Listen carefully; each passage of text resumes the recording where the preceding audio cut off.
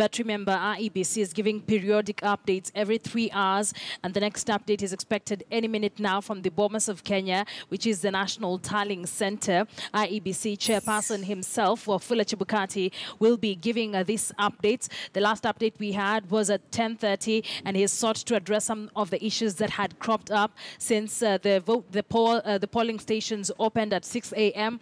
So we expect that this next update that the IEBC will be giving will be focusing on some of the issues that have been raised in the last 3 hours with regard to the voting process, some of the delays that have been reported, some of the incidences, small or not, that have been reported in various parts of the country. So remember, our senior reporter, Rita Tinina, is on standby from Bomas once that update or that briefing begins from our IEBC chairperson, Wafula Chebukati.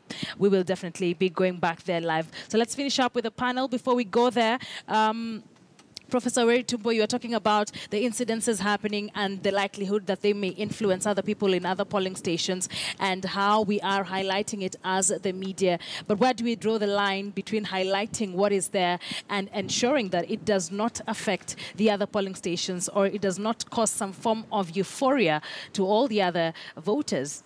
The significant difference is exaggeration.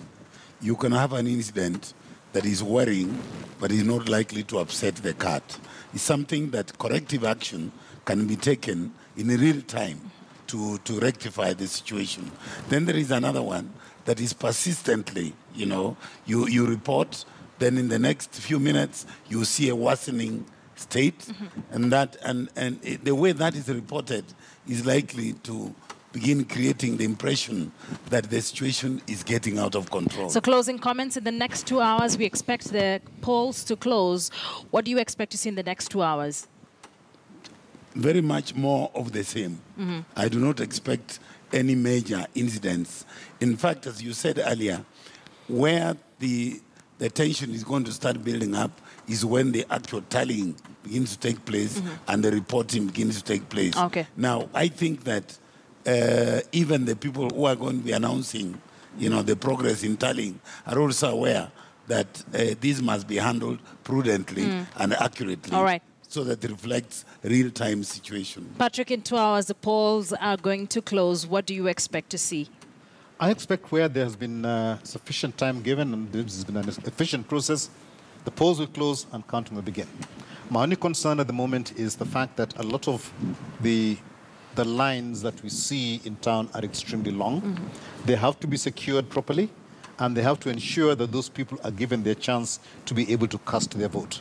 And I think that is something that the IEBC has already taken care of, and that has to be handled very well so that those people are allowed to vote, and it may take up to maybe 8, 10 o'clock tonight before they've actually finished voting with a number of people who are still in the queues. The queues are extremely long around the country. Delano? Akisa, a tremendous amount of work has gone into security preparations for 2017 general elections, starting last year and spearheaded by National Disaster Operations Center, which is actually right now running things from the command center, police command center.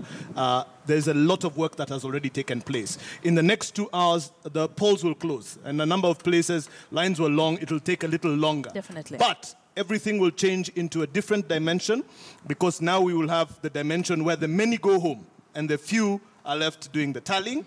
And then there is also the aspect of cybersecurity in terms of the transmission of results. So we're going to see that dimension shift from the many at the polling stations and the tallying centers, etc.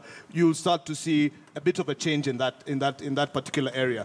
And we will then be at home waiting for results to be transmitted to us for the announcements to come from the IEBC. In terms of handling this from a security perspective, it's actually an easier job. But that said, it doesn't mean that the alertness level will go down. A tremendous amount of work has gone in. We have joint task forces across the country. We're ready for any eventualities. Okay. So we're satisfied. Delano Kilo, Secretary General, PROSEC, Patrick Obath from Kenya Diamond, former chairperson of KEPSA, as well as Professor Tumbo, political commentator. We close it on the second hour of the afternoon session of Kivumbi 2017. 2 hours to go for the polling stations to close, and this only applies to those that started bright and early at 6 a.m. once the polling stations opened. IEBC Chairperson Wafula Chebukati explained that those that lost time, they will be given more hours to vote. Longer queues witnessed in a number of areas. We continue to keep you up to date with how the voting process continues in all the 47 counties in the country. Let's take a breather. In the third hour, we come in with more updates as we continue rolling the ball, giving you a wall-to-wall coverage of this particular election in a way only we can here on KTN News. Don't go too far.